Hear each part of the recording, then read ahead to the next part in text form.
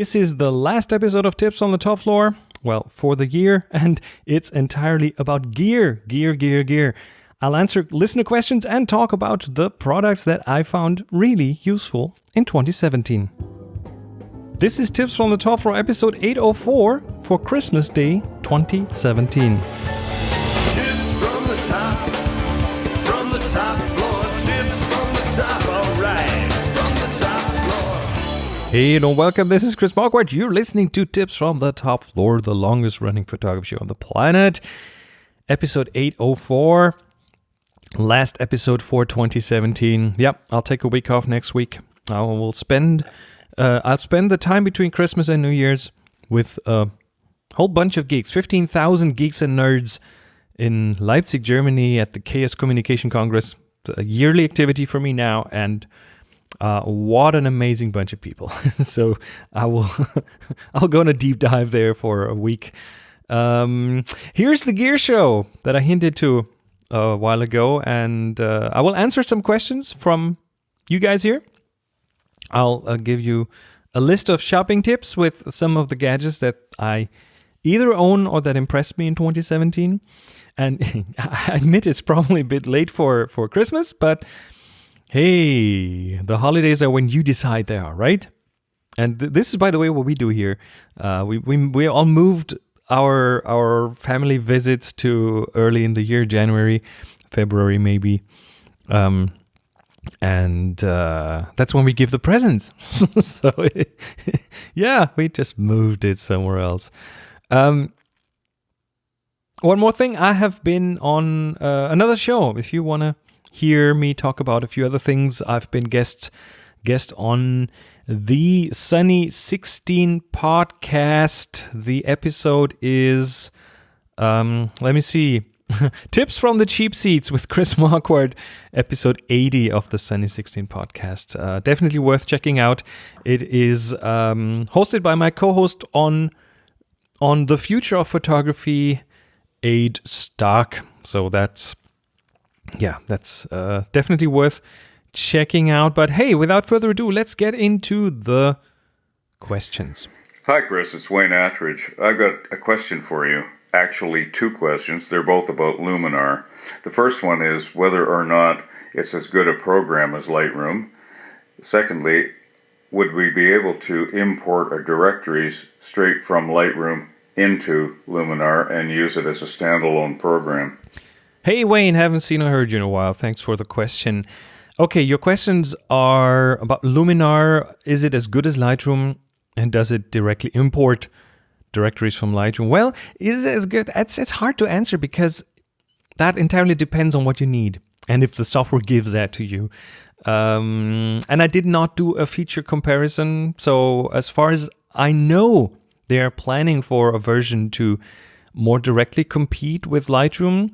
But to my knowledge, that hasn't come out yet. I might be wrong, but that's my current state of knowledge. So if it's as good as it is Lightroom, probably comes down to someone trying it out. So that's what I would look for. Does it import directories from Lightroom? Again, I have no feature comparison. I don't know. But I probably understand where your questions are coming from, because you're not the only one who's looking for an alternative with the latest Lightroom stuff that has happened. The Lightroom shenanigans. I mean, they have, okay. I did try to avoid talking about this here on the show, but I think I have to. So they have released Lightroom CC or Creative Cloud version 7, which they now name Lightroom Classic, which is a successor to Lightroom 6 Creative Cloud, which is a strange move. Renaming something to Classic is kind of hints, for me at least, that it's on the way out. I hope it's not. Then they have replaced the old Lightroom with a new Lightroom that is a very much stripped down version of Lightroom. So probably more consumer facing. Again, a strange move when it comes to me.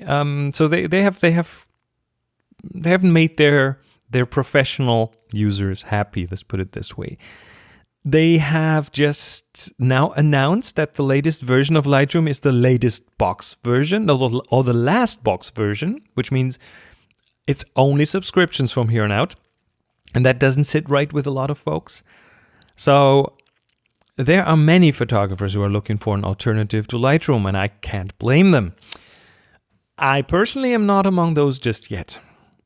I'm still with Lightroom. I have upgraded to Lightroom Classic, which is, again, just an update to Lightroom CC as it was before. And it's faster, and it fixed some of the problems, and it's definitely something I can work with at this point. But the reason I'm not looking for an alternative has to do with something that I will talk about probably one or more times here on today's episode, and it has to do with investments. I have invested years into building my Lightroom catalog. There are tens of thousands of edits in the catalog, probably hundreds of thousands.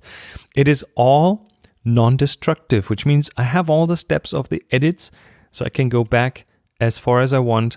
And the metadata alone in the catalog is worth everything to me. Now, I have my needs might be very different from yours. When I wrote my book, for example, the wide-angle photography book that is now out here in Germany, finding the right photos for that was a breeze. Because I could just sort and search for focal lengths and keywords and dates and apertures and star ratings and specific lenses. For me, it is hard to overstate the importance of good metadata. And in my case, that is a huge investment. Amazing amount of time has gone into getting those metadata right or preserving them. Now, the problem with any software will be that it just won't be able to fully replicate that functionality of something like Lightroom, because Lightroom has a very specific feature set. Other software will have different feature sets, maybe different workflows. So just replicating it is not going to happen. There will not be an exact clone of it. So there's almost a zero chance that a successor will, for example, preserve all the edits and the possibility to roll them back. The more likely scenario is that you will either have to bake your edits into your photos if you want to keep the look of the photos, or you have to edit them from scratch in the new software. Look at tens of thousands or hundreds of thousands of edits. That is going to take time if you want to do it at all. So switching will be expensive. And I'm not talking financially. I'm not talking about the investment of buying some new software. The investment is in your time and in having to relearn the workflow, the keyboard shortcuts. That's an investment. I'm so fast with Lightroom when editing. I don't care about a bit of a lag when it loads previews, because I can then work with those photos and get to my result really quickly. That is an investment for me. And that is, I think, the bigger investment at this point. Now, of course, that is what Adobe is counting. What Adobe is counting for. They know that their clients have that investment. So maybe that's the reason they don't seem to be too afraid of the upcoming competition, because there is upcoming competition. And that brings us back to Luminar. I think 2018 will be an interesting year when it comes to Lightroom and its competitors. At this point, Lightroom doesn't have that much competition. And I know, please don't write, you use other software, and that is totally fine because it fits your needs, and you should use the software that fits your needs. But Luminar has announced to take up the fight against Lightroom. So there will be something, as far as I know, that will be much closer or much better suited to replicate Lightroom in some way, or at least give you a feature set that you need. But there's one contender who's still kind of in the shadows, but who has already given Adobe a bit of a hard time, and that is Serif. Their Photoshop competitor is called Affinity Photo. It is not a subscription model like Lightroom is, but it's a one-time purchase instead, and it has replaced Photoshop on my system. I don't use Photoshop anymore. I haven't opened Photoshop in months now. There is also Affinity Design, which is a competitor to Adobe Illustrator. And my brother is a professional graphic designer. That's his job. He has ditched Illustrator a while ago for Affinity Design. That's what he uses, and it does the job for him just brilliantly. The graphics in my wide angle, again, it's just in German right now, but it will be translated to English. And the graphics in that wide angle book are done in Affinity Design, and he did them. And Serif has just announced Affinity Publisher, which is going to be a direct competitor to Adobe's InDesign. That's where you do books and things and layouts and stuff. And the Serif also has a DAM in the works. Now, DAM, no, I'm not cursing on the show. DAM is a digital asset manager, which is part of what Lightroom does. Lightroom is a digital asset manager with photo editing capabilities. Let's put it this way. It kind of is built around the library, and the library where you edit and star rate and filter and manage your photos, that's the digital asset manager, and the rest is kind of tacked onto it. At least that's how I see it. And Serif is working on a competitor, and while I don't know how good its first iteration will be, I sure hope there will be some good competition to the Adobe monopoly. And there are reasons to believe that will come out sometime in 2018. They are definitely working on it. And competition to Adobe's monopoly, because I think Adobe needs that. Hey Chris, Darren here in Glendora, California, outside of Los Angeles. I have a question regarding Lightroom and something weird I saw. I have a 6D Mark II that I just bought brand new, and I bought a few lenses off of eBay. I have an 85mm 1.8 that I bought, and I noticed a tiny scratch on the front element. It's about 3 millimeters long. I tried to take some test images to see if it would show up, and when I imported the images into Lightroom and got them into my library, I double clicked on it to open up one of them full screen. I then clicked on it again to zoom in, and while it was loading, I did see a little white speck of something. It was several pixels large. There was also a piece of a black speck of dust I saw. When the image finished loading, Lightroom made that white speck go away. It disappeared. The dust speck remained. So I'm trying to figure out if Lightroom does anything to the image when it loads it up like that to maybe clean it up. I don't have any development settings applied when I import, so I'm thinking it's a raw image. It shouldn't be touching anything. But is that little thing I saw possibly just a bug in the software, or is it the scratch that I am seeing showing up? Or for a 3mm scratch, should I not have to worry about it? It's not really going to show up in the image. Part 2 of the question is a little bit more alarming. I tried to eliminate Lightroom as a variable, so I downloaded Canon's digital editing software, and I imported the photos directly from the card, and what I saw on the longer exposure images were dead pixels. It only shows up when I'm doing a long exposure, not when I'm doing like an eighth of a second. So I tested it out again to make sure I was seeing what I was seeing, and I put the lens cap on and just took a black image, and sure enough, on a 30-second exposure, about 30 pixels showed up as dead. They were white, a couple of them were red or purple, but it looks like dead pixels. Now this sensor has 26 million pixels on it. Should I worry about a failure rate of 30 pixels, or should I be alarmed about this and take it into Canon to have them take a look at it? Thanks. As an addendum, the image that I took and saw the 30 dead pixels, the black image, I imported that into Lightroom, and in fact those dead pixels went away in Lightroom. And so Lightroom does appear to be doing something to my image.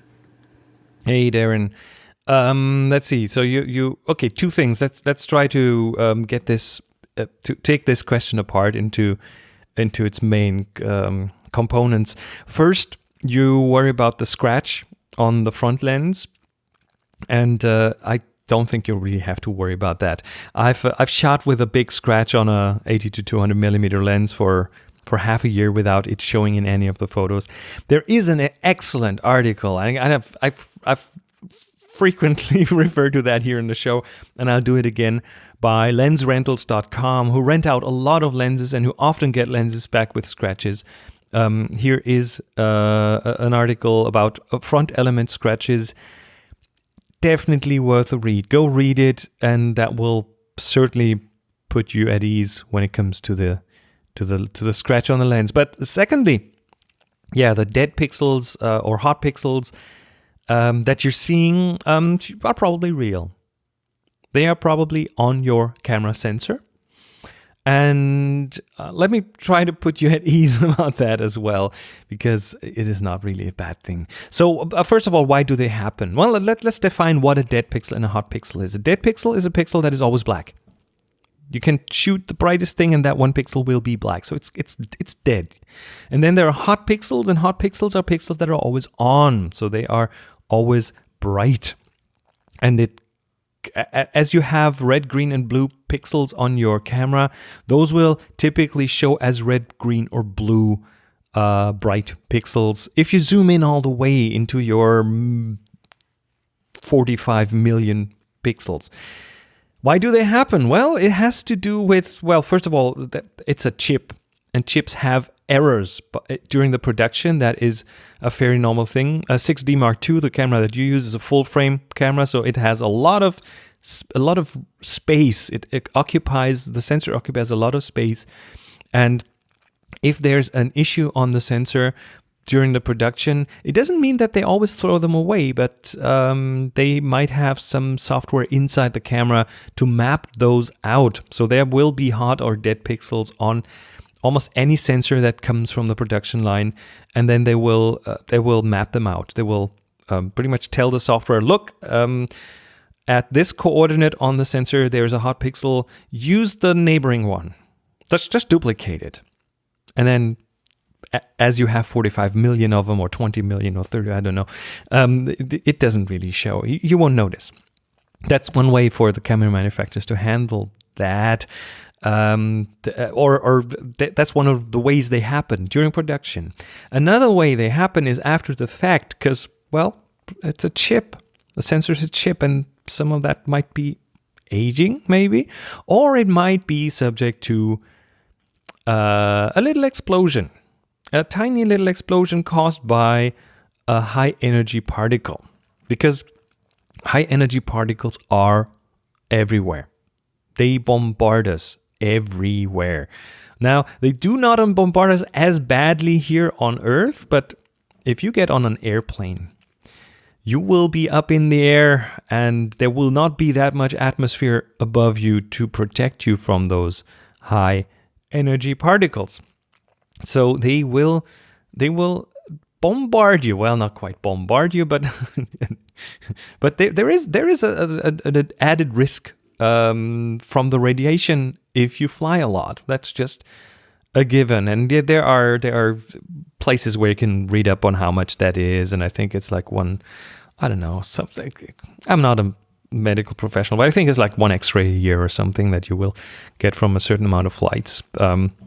But anyway, those particles, when they hit in the right spot on your sensor, they can knock out an individual pixel and turn it off, turn it into a dead pixel, or they can turn it on and turn it into a hot pixel. And then you have one of those, a dead or hot pixel, and depending on how your camera was shipped to you, maybe in an airplane, there's a chance that has happened, but it's nothing unusual. I'm going to link to an episode of Tips from the Top Floor from back in 2012, episode 545, where I talked to a particle physicist about this phenomenon.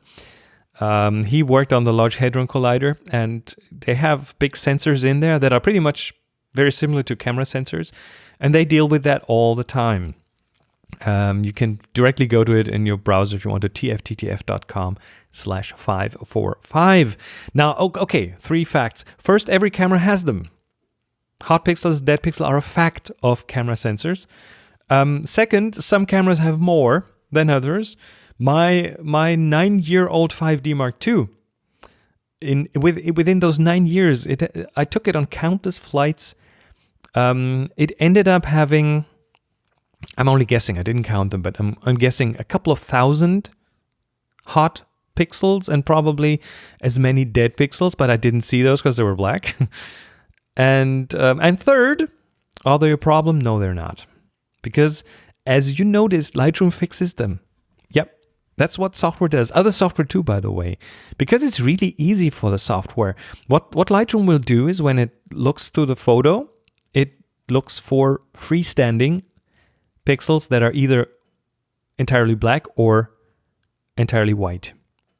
That's what it does. And it can identify those relatively easily because if you have a speck of dust on your sensor, that will not be like hard-edged 1 pixel wide. It will cover many pixels and it will be soft-edged, and that's a feature from a photo, but dead or hot pixel is easy to detect. And then what the camera will do, or what Lightroom will do, not the camera, what Lightroom will do is it will replace them with a neighboring pixel. Done. Fixed. It's an invisible fix. It's done all the time with every camera, so do not worry about that. That's normal. And I don't know what Canon software does, because you said you also used Canon software. I suppose it's DPP, Canon Digital Photo Professional, or whatever it's called, which is a software that Canon delivers with the cameras. And yeah, I'm not a user of that because it doesn't support any sort of workflow. But it's a pretty normal thing that you will see those pixels, especially on longer exposures. So the longer exposures are, that's when you get to see them the best. And maybe Canon DPP doesn't have those algorithms built in to detect them and eliminate them. So maybe that's how you saw them. Now, again, don't worry. It's normal. But you're saying that your 6D Mark II is brand new. And of course, yeah, I'd probably be worried too, just a little bit, especially if you haven't had this experience before. So I can totally see that that freaked you out a bit.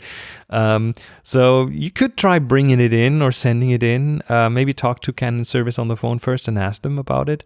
Show them the pictures that you see on Canon software and show them the hot pixels.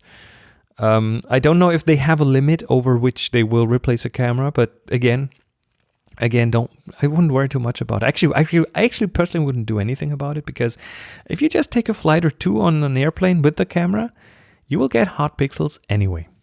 Hi, Chris. I really enjoy your podcast, and I listen to it frequently as I drive between Burbank, California, and Bakersfield, California every couple of days, up and down the Grapevine. So I wanted to ask you, though, if you could compare and contrast the 3 cameras, the Sony a7 Mark III, the Canon D5 Mark IV, and the Nikon D850 in terms of their shooting abilities, especially because the Sony a7 Mark III is new. If you could tell us a little about what you think of how those 3 perform in comparison to each other, that would be just terrific. Thank you so much, and I really enjoy your show. Thanks, Fred. Okay, that's one of the questions I usually dread, because honestly I haven't used the Sony a7 Mark III, but which I think you probably mean the Sony a7R Mark III, because there is no Sony a7 Mark III as far as I know. And I don't have first-hand experience on the Nikon D850. I do own the 5D Mark IV, the Canon 5D Mark IV, so that one I can talk about. And I can only talk firsthand about, I can only talk about what I heard about the others. One thing I can tell you for sure is that all these 3 cameras are excellent cameras. They're capable of excellent image results. Again, what I heard and read about the Nikon D850, and I'll just rattle off a few specs. I'll get into more detail later, but this is a 45 megapixel camera. It has an articulating screen. It flips out, which is good. It's great in low light. Amazing sensor in that one. It has just a great sensor in general. They changed to backside illuminated technology, which just makes it a bit better. Great battery performance, as most DSLRs have in that price range. It has a very good and precise autofocus. It's fast. It can do 8K time lapses if that's something you need. That would be cool. It shoots 4K video at up to 30 frames per second, and 1080p at up to 120 frames per second. It shoots at 7 frames per second, but with an optional battery grip, you can get this up to 9 frames per second. Yeah, I could rattle off more specs, but that's the gist of it. Plenty of spec lists online, by the way, so you can find those. Again, Sony A7 Mark III. Don't think there is such a thing. There's a Sony A7R Mark III. And again, here's what I can say about it, only from what others told me or what I read online. Again, same range of sensor, 42 megapixels, plenty of pixels for pretty much anything you need. It's an amazing camera, great in low light, which is really not surprising because Sony sensors are probably the best on the market right now. It shoots 10 frames per second, also has an articulating screen that flips out and is great for video. And last but not least, Sony 5D Mark IV, which is my personal workhorse camera. It's a very solid performer. Battery performance is amazing. I had it with me in Siberia, which was cold, and it used less than 1 battery per day in the cold while having GPS on, so no complaints there. Doesn't have an articulating screen, which if you do, like, I don't know, if you do a lot of shooting from on the floor, or if you try to use it as a vlogging camera, then you won't be able to, won't be as easy. It's good in low light. The sensor is not quite as good as the others, but and the other two might have an edge when you do the tests in the lab, but the difference in everyday use is pretty much not earth-shattering as I see it. I think the 5D Mark IV wins in the autofocus section for sports and birds in flight. It does an excellent job when it comes to what we call 3D tracking, so things that move through the frame and move towards or away from the frame, that kind of stuff. Now, the Sony A7R III is probably the best of the three for video. The image quality is great. It has stabilization in body. And it has one feature. If you do a lot of portrait photography, it has what's called IAF, eye autofocus, which is an autofocus that can go just for the eyes in a portrait. And it's supposed to be really, really good. But one caveat with the Sony A7R III, from what I've read, that's a common complaint that the camera has so many options. If you're not a pro photographer, it will be overwhelming, and there's a good chance that will, with all those possibilities, you'll be suffering. Your photographer will be suffering from, well, I call this optionitis. It's just too many options, and then you will be fighting the options, and the result will rather hurt your photography than benefit it. That's definitely an effect I've seen on workshops in the past when people bring cameras that just do too much, and then they do not get good shots because they spend time trying to figure out how to get the shots. The Nikon D800 850 has a mirror. It's a DSLR, and for some photographers that is still important. While the Sony does not, it's a mirrorless camera. For me, it's kind of important. I think the importance isn't as big anymore because those electronic viewfinders are getting better. As a DSLR, it also has more physical switches, like, for example, a manual focus, autofocus switch that the Sony, I think, doesn't have. And depending on how you work, that might be important for you. It's also faster than the Sony when it comes to operation. Like, it's a general big advantage of DSLRs over most mirrorless cameras. They feel faster in operation. They are typically faster in operation, like going through menus, trying to set options, direct access in operation to certain things via buttons, and so on. That will be a deciding factor for some photographers. For some photographers. Canon, the 5D Mark IV. The reason is why I like it so much is because it's, well, first of all, it's a wonderful workhorse. I can pretty much throw anything at it and it'll do the job. It's not very good in 4K video. You read up on that. That's a big point for people who need video. So for video, the Canon is not the right one unless you shoot 1080p, where it's really, really good. But Canon has an excellent lens lineup, especially with their tilt-shift lenses. They have 5 tilt-shift lenses. No one else can match that. And it's one of the reasons I won't switch to another system. Also, of the three cameras, I would argue Canon probably has the best colors, like skin tones and so on. I find they require very little tweaking in post. And again, DSLRs in general are faster in operation, and that's true for the 5D Mark IV as well. That's a very typical thing for DSLRs. And whenever I have this personal experience, whenever I try a mirrorless camera for a while, and then I return to my DSLR, it's usually like a feeling of relief for the operational speed. Everything just happens near instantaneous, and that's worth a lot to me. But also in general, and that I think is true for all the three cameras, they are all superb. They are all amazingly good. Some might have, like the Sony might have an edge in video, others might have an edge in operational speed or in the lens lineup. I don't think the reason to decide for a system should be based on benchmarks or on camera tests that you find online. I would argue that at least a few of those tests probably are highly influenced by advertising. What really counts, I believe, and what I've seen with myself in the past, is that the camera fits you.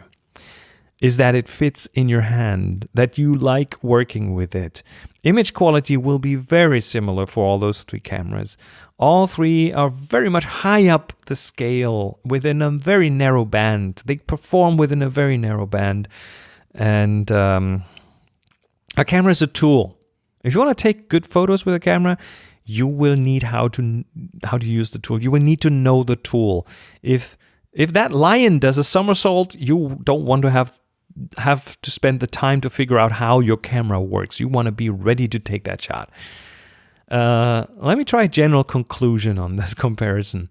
While the Sony and the Nikon are both newer than the Canon 5D Mark IV, the Canon is, well, still my personal winner, but again, for very personal reasons that might not be your reasons. I know my camera in and out. I can pretty much operate the camera upside down and blindfolded.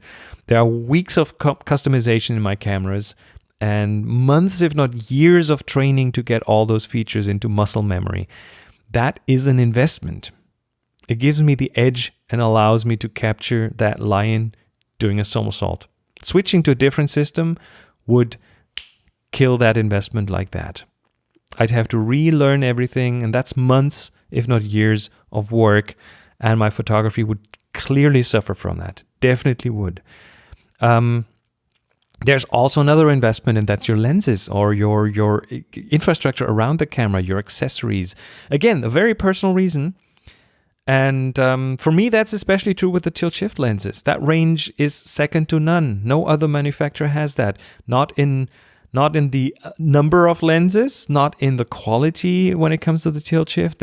Canon has 5 of those in the lineup, and I own 2 of these, the 24 and the 45, and I love them, and I regularly use them. The 24 tilt-shift is my favorite lens by far, and in May 2018, as I've told you here on the show before, I will even hold a tilt-shift themed workshop in New York, which is a bit like a dream come true for me, because I love that kind of photography so much. So if you have an investment, be it in lenses or be in accessories or even your muscle memory, then you need to take that into consideration when making a decision.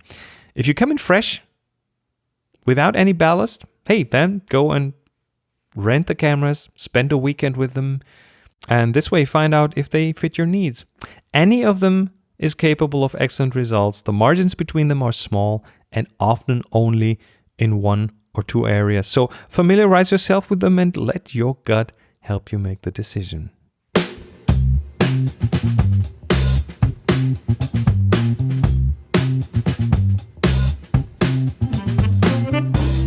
Hello, great to see you. Now, okay, there's no sponsor on this episode, but I have just added a new way to help support the show, if you're so inclined to do so. So I would love to tell you about it just for a second. Of course, you know how grateful I am for everyone who supports Tips from the Top Floor in all the different sorts of ways, and especially on Patreon, because that means there are some recurring payments, which makes it much easier for me to plan and everything. And of course, keep doing that by all means, but their recent plans to change their fee structure and the way that they backpedaled after that after all the backlash from the creators. If you didn't notice, it was a bit of a mess. That has prompted me to look into maybe alternatives to Patreon, and not just because of what the whole brouhaha, but because of the fees. Because I mean, this is a thing that most people don't know. If you give $1 through Patreon, well, Patreon will take 5% off of that, which is not too much. But then the payment processor will put their own payment fee on top, which this is PayPal. They will take their percentage plus a fixed sum, and then there's a payout fee that Patreon takes. And then last but not least, there's currency conversion that PayPal does from US dollars to euros in my case, which isn't cheap either. Or in short, the whole Patreon thing is wonderful because it does that recurring payment thing, which is really, really important, but it's also expensive. And only a fraction of what you pay ends up with me, and that's not an ideal way to do it. So I have looked for alternatives, and there are quite a few, but one of them has really stuck out of the crowd, and that's a service called LiberaPay. And LiberaPay is a recurrent donations platform, and their mission is to help fund the creators and projects that you appreciate. And it's an open source project, and the coolest thing is they don't take any fees at all. Now, okay, we'll get to that in a second. They finance their own project through donations on their own platform. They eat their own dog food, and that is pretty cool. Now, there are some fees, but those are only the fees from the payment processor. And those are fairly good. And long story short, you fund a wallet on their system with, I don't know, as much as you like, 10, 20, $50. It's your choice. And then you decide which creator gets how much and when. So you can do like a weekly or a monthly or even a yearly frequency. And you choose the amount. So it could be a cent a week, just as a symbolic thing, or it could be $10 a month. It's pretty much your choice. And by kind of keeping your wallet on the system, hey, you can minimize the fees, and I can minimize the fees, and that makes it a very attractive platform. And again, I'm not trying to push you off Patreon. I'm very grateful for your support, and if Patreon works for you, by all means, stick with it. But LiberaPay is a great alternative, and if you live in Europe, it's even better because it supports, in addition to credit card, it supports SEPA payments, which is our European payment system, which brings down the fees even more. I think it goes down to, like, if you do a SEPA withdrawal, it's like 59 cents. So you put $50 in there and it takes 59 cents in fees, and that's it. It's just a great way if you want to make sure that as much of your donation as possible ends up with a creator. So I'd love you to check it out if you ever thought of doing something like doing a recurring support for one of your creators. There are other creators on that platform as well. I'm not the only one. And you can find out more at tfttf.com/support. That's tfttf.com/support. Thank you so much. You're all amazing.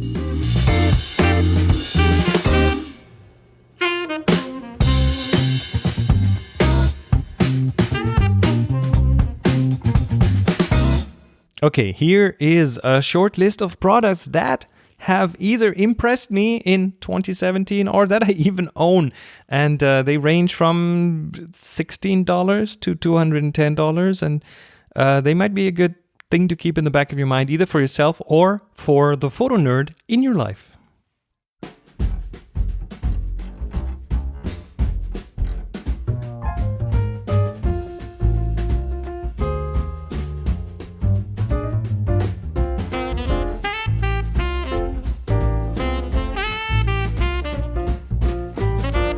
Let's start with the wrist strap, and I don't own that, but I can certainly see how I would use that because it is for mobile phones, and it's a combination of a wrist strap and a little carrying case, and you put your mobile phone in there, and then it straps to your wrist, and then you can't drop the mobile phone. And if you have ever shot or tried to shoot on a ship, like over the railing, with your smartphone, you know how you develop that vice grip so you don't drop the phone.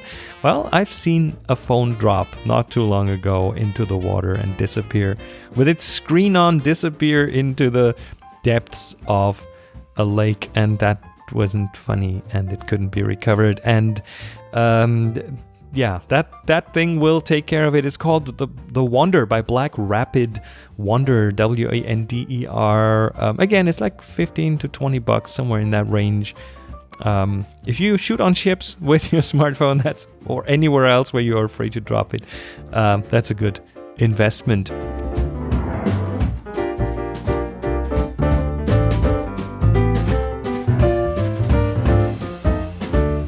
Another thing that I've used surprisingly often is a little light. It's by Aputure, A-P-U-T-U-R-E. It's called the AL-M9. It's a pocket-sized, daylight balanced LED light. It only has 9 LEDs in it, but a little diffuser on the front. It has an integrated lithium-ion battery. It runs at maximum brightness. You can change the brightness 1.75 hours, it says. It's around $50. And it's one of these little lights that you can put in your photo bag, and then you can put it either on your camera or use it as a little hair light or an accent light somewhere. And yeah, as I said, I use this surprisingly often.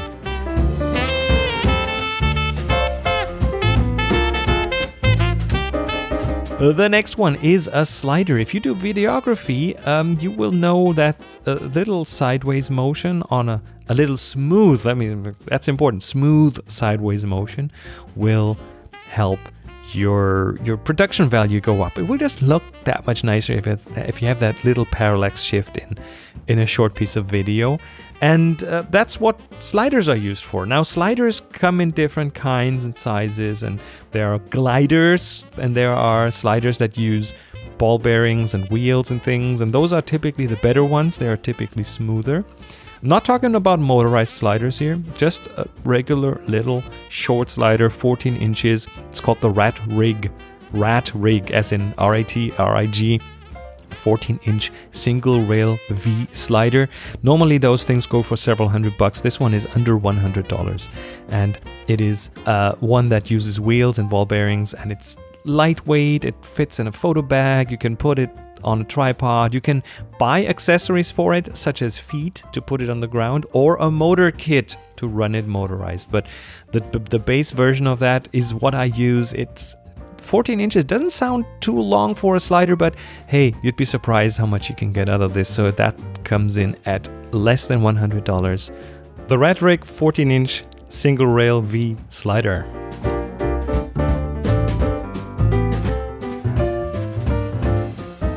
Another thing that I've used regularly, even on workshops and things, is a little printer. It's one of those Canon selfie printers, SELPHY, which is a very compact printer. Prints postcard size. That's all it does. But photos, supports wireless printing, has a built-in card reader, and uses the thermal transfer method to print, so there's no inks.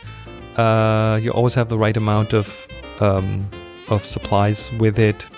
The supplies come in a box that has the right amount of paper with the right amount of ink in quotes ink, which is just this cartridge that doesn't really use ink in the normal sense. But they look really good. They come out. They are dry. They're glossy. One print is under 30 cents, I think 26 cents. Depends on how much of the supplies you buy, but with a box of 108 sheets of paper and the according printing supplies, you'll get in well under 30 cents for a print. The printer itself is around $100 and definitely worth having a look, because it's one of these things. You can take it with you if you visit someone, do a few quick prints. A physical print always has that much more value than a digital photo.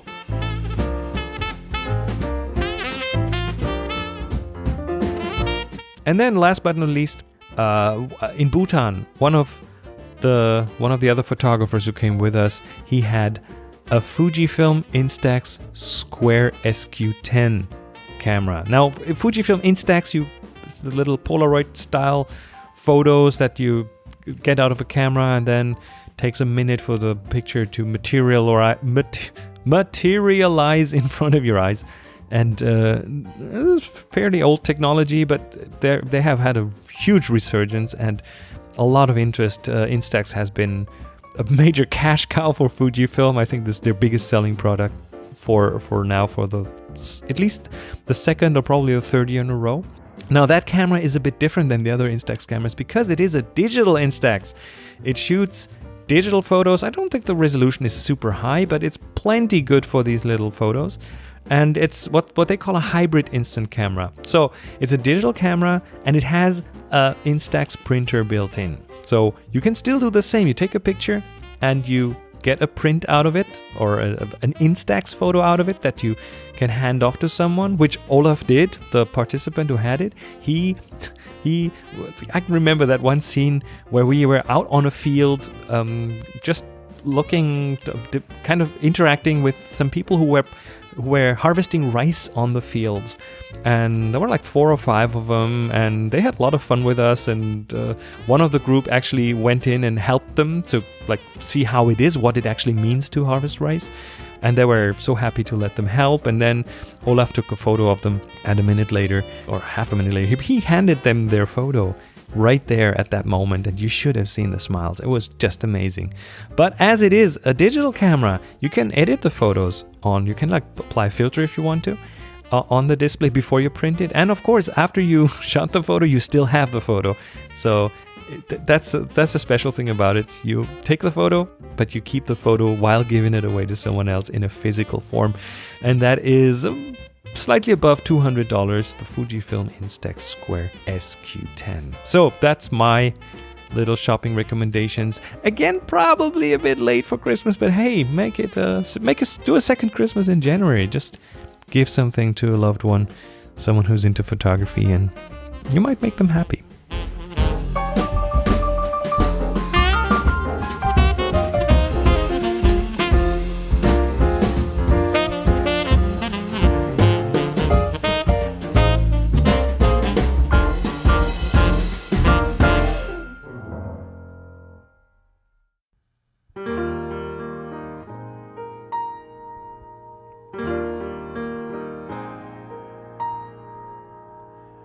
The snow is falling down tonight.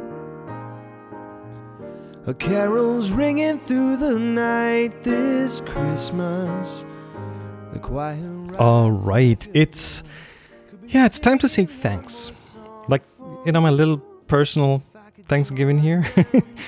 This is the last episode of the year, and 2017 is in the can, and what a wild year it has been. 2017 brought me to Siberia, to Lake Baikal, again, up in the Arctic to Svalbard.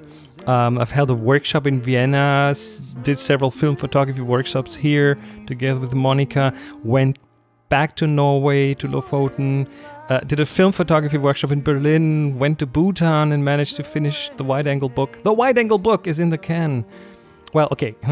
Finished is a very loose term in this context because the next thing up is the translation. So that will that will enable all you English speakers out there to know what this book is about.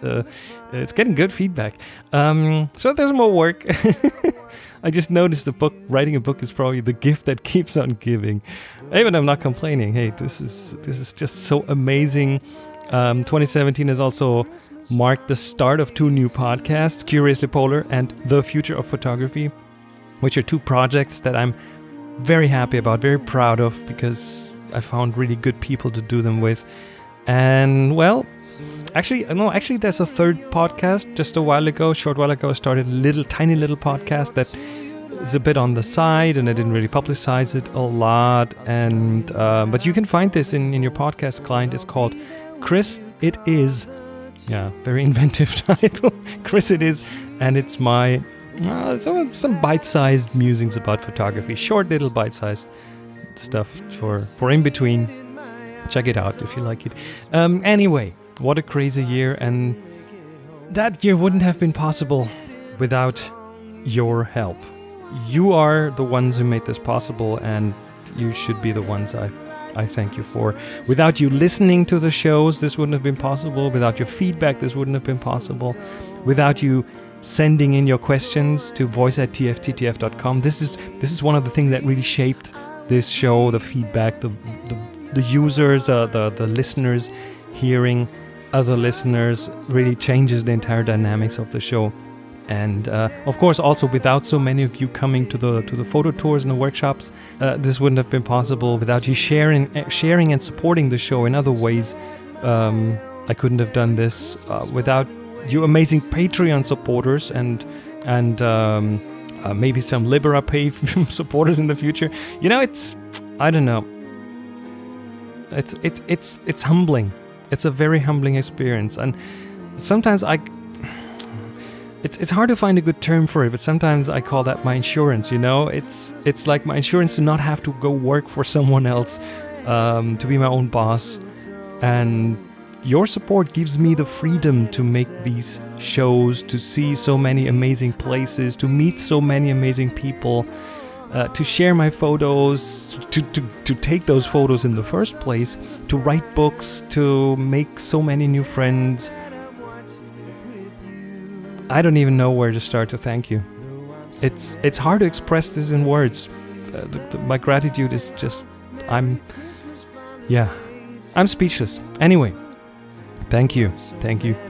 You are the best friends anyone could wish for. Let my own Merry Christmas find a way to you today.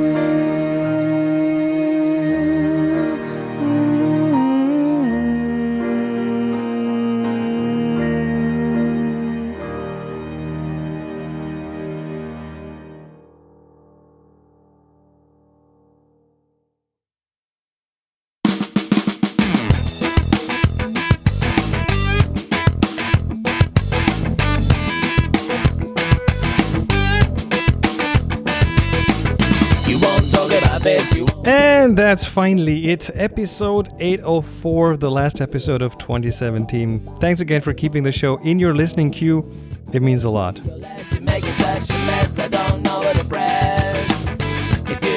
And again, if you want to send in questions for the show, pick up your smartphone, record it with any voice memo app, and send it to voice@tfttf.com. That's voice@tfttf.com. I remember that you said it ain't as easy. And thanks again to all the amazing supporters. You're making all the difference. You can find out more at tfttf.com/support.